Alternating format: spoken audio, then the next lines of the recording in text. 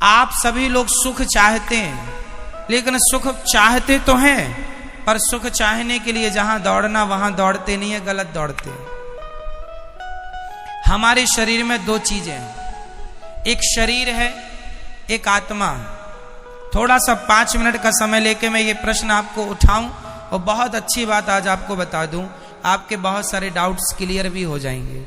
सुनो, हमारे शरीर और आत्मा अलग है, ये तो हम पहले भी आपको 1000 बार बता चुके हैं। आगे सुनो इससे। क्या हम आंखों से देख सकते, आंखों से सुन सकते हैं?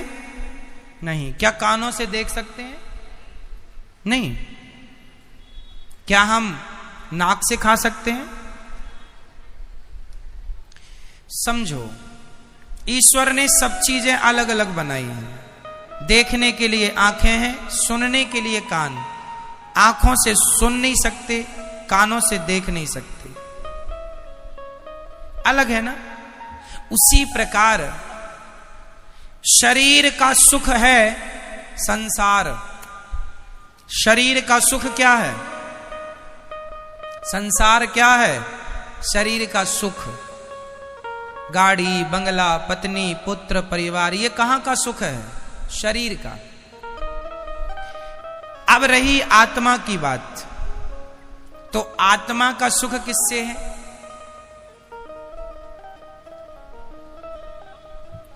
समझो, सिद्धांत को समझो, साइंस को समझो। चलो मैं साइंस से जोड़ता हूं इस सब्जेक्ट को। आप किसी भी वस्तु को ऊपर से छोड़ दीजिए, वो पृथ्वी पर जाके गिरेगा। साइंस कहता है गुरुत्वाकर्षण पृथ्वी में है। ये तो सत्य है कि गुरुत्वाकर्षण है, पर इसके अतिरिक्त एक सत्य और है, क्योंकि वो पृथ्वी का ही हिस्सा है। इसलिए अंश अपने अंशी की ओर भागता है। अंश हमेशा किसकी ओर भागेगा? अंशी की ओर। जैसे ये पुष्प, ये किसका अंश है? ये पृथ्वी का अंश है, क्योंकि पृथ्वी से पेड़ बना, पेड़ पर ये पुष्प खिला। तो कुल मिला के, और ये आप रख दो, आप 2-4 दिन, 1 हफ्ता, महीने भर रख दो, ये अपने आप माटी हो जाएगा। कुछ ना करो, माटी हो जाएगा ये अपने आप, हाँ या ना। तो ये किसका अंश हुआ? मिट्टी का। अंशी कौन हुई? अंशी हुई पृथ्वी, और अंश हुआ ये। तो ये पृथ्वी का अंश है, इसलिए ये छोड़ने पर नीचे जाएगा, क्योंकि ये अंशी की तरफ जा रहा है। अब दूसरा, आग। आग हमेशा नीचे नहीं जाती। आग की ज्वाला, आग की लौ, आग की ज्योति ऊपर जाती है। क्यों? क्योंकि वो सूरज का अंश है, क्योंकि सूरज में आग है। तो हर अंश अपने अंशी की तरफ भागता है। हर अंश कहां भागता है? अपने अंशी की तरफ। आग किसका अंश है? सूर्य का। तो सूर्य की तरफ भागती है ना आग की ज्वाला हमेशा ऊपर। तीसरा, इस धरती की नदियां हमेशा किसकी तरफ भागती हैं? समुद्र की तरफ। क्यों? क्योंकि वो समुद्र का अंश है।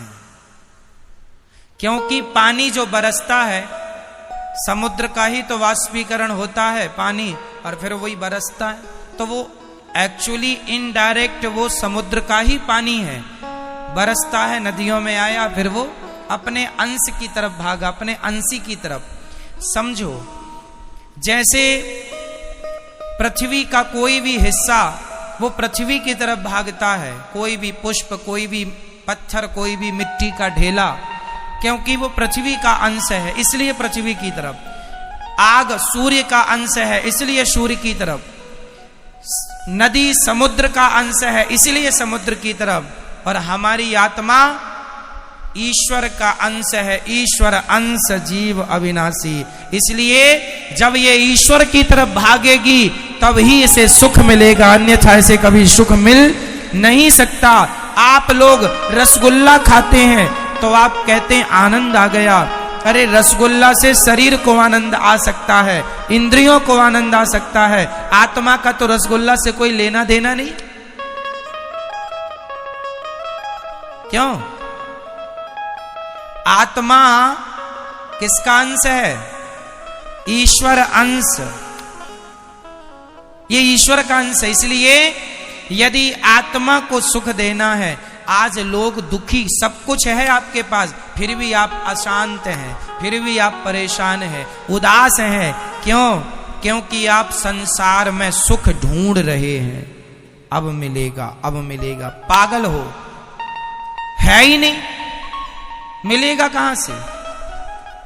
जैसे आंख कभी सुन नहीं सकती, कान कभी देख नहीं सकता, उसी प्रकार आत्मा कभी रसगुल्ला खा नहीं सकती, आत्मा कभी पानी पी नहीं सकती, आत्मा को पैसों में सुख नहीं मिल सकता, संसार के भोगों में सुख नहीं मिल सकता। आत्मा का सुख तो परमात्मा में है। जितने जल्दी ईश्वर की तरफ बढ़ो लोगे, जितने जल्दी उसका ध्यान कर लोगे, उतने जल्दी सुखी हो जाओगे। सुखी होना चाहते हो तो भगवान की तरफ बढ़ो। और आप लोग शरीर को ही सुख देने में लगे हैं।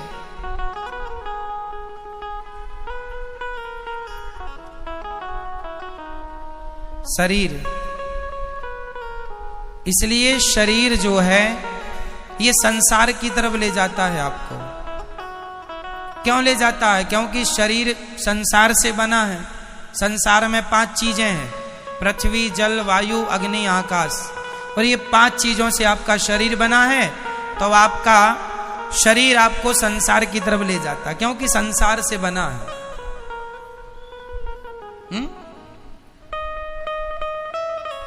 आपको आंख अच्छा अच्छा दिखाना चाहती है, इसको आप देख रहे हैं, आपको सुख मिल रहा है, पर यह सुख क्षणिक है।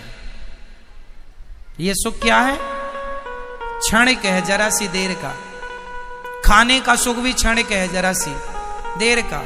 भोगों का सुख भी क्षणिक है, जरा सी देर का।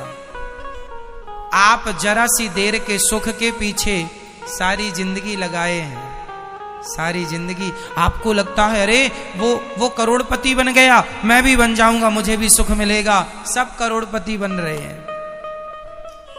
पूछ लो करोड़पतियों से वो कितने सुखी हैं। सुख संसार में नहीं मेरी मां। शरीर का संबंध संसार से है, आत्मा का संबंध परमात्मा से है। और मैं शरीर नहीं, मैं आत्मा हूं। यदि यथार्थ सुख चाहते हो तो भगवान के बन जाओ। नाथ मैं आपको कभी भूलू नहीं, हे श्रीमन नारायण मैं आपको कभी, मैं उनका अंश हूं। पर विडंबना तो देखो, एक शेर का बच्चा गीदड़ों के झुंड में मिल गया, और गीदड़ों के झुंड में मिलकर वो भी गीदड़ों के संग रहने लगा, गीदड़ों की तरह व्यवहार करने लगा, खाने लगा, उन्हीं के संग सोए, उन्हीं के संग जागे, उन्हीं के संग रहे, उन्हीं को अपना बाप समझे, उन्हीं को माता। एक दिन शेर आया और शेर ने देखा कि मेरा कोई अपना आदमी गीदड़ों की झुंड में दहाड़ लगाई, तो उसके अंदर से भी वो शेर तो था ही, उसने भी दहाड़ा। शेर ने बुलाया, यहां तू शेर का बच्चा है, गीदड़ों के झुंड में क्या कर रहा है? बोले नहीं नहीं, हम तो गीदड़ ही है, ये सब हमारे रिश्तेदार हैं। शेर ने कहा पागल, तू शेर का बच्चा है, कब से गीदड़ों के? बोले बचपन से। एक्चुअली हुआ क्या था, ये अपनी मां से बिछड़ गया और गीदड़ों के झुंड में मिल गया, वहीं पला बढ़ा तो अपने आप को वो गीदड़ मान लिया। उसी प्रकार तुम सब शेर के बच्चे हो, परमात्मा रूपी शेर के, लेकिन गीदड़ों के झुंड में मिलने से आप अपने आप को गीदड़ समझ रहे हैं। मैं गीदड़ हूं, मैं रामबाई हूं, ये अपने आप को रामबाई समझे बैठी है। मैं गीताबाई हूं, मैं सीता हूं। मैं अनुराग हूं, मैं अभिनव हूं, मैं नारायण हूं। आपने अपने आप को कुछ भी समझ लिया। ना तो आप सीताबाई हो, ना गीता हो, ना अंजलि हो, ना राम हो, ना रघुनाथ हो, ना तो घनश्याम हो। तुम शुद्ध आत्मा हो जो ईश्वर का अंश है। बस ये तुम्हारा परिचय है। पर संसार में आए हो गीदड़ों के झुंड में होने से। हुआ, एक गीदड़ ने कहा हुआ, दूसरे हुआ हुआ। आज तक किसी ने नहीं पूछा क्या हुआ, क्या हुआ, नहीं बस हुआ हुआ हुआ हुआ। बाप दादे कह रहे थे हुआ, तो ये भी चिल्लाई पड़ा है हुआ हुआ हुआ। क्या हुआ कोई नहीं पूछ रहा है, सब हुआ हुआ हुआ। ये बड़ी विडंबना है। इसलिए मेरी मां, ना तुम किसी की मां हो, ना तुम किसी के बाप हो, ना तुम किसी की चाची हो, ना चाचा हो, ना नाना हो, ना नानी हो। तुम सिर्फ आत्मा हो जो परमात्मा से मिलने के लिए व्याकुल हो। वो तड़प जाग जाए तो मिलना भी होए, पर विडंबना तो ये है तड़पता ही नहीं आदमी। पत्नी के लिए रो रहा है, परिवार के लिए रो रहा है, भगवान के लिए नहीं रोता। जाना सबको वही है मेरी मां, अपना लोक परलोक ना बिगाड़ो। बस इतना ही कहेंगे हम आपसे।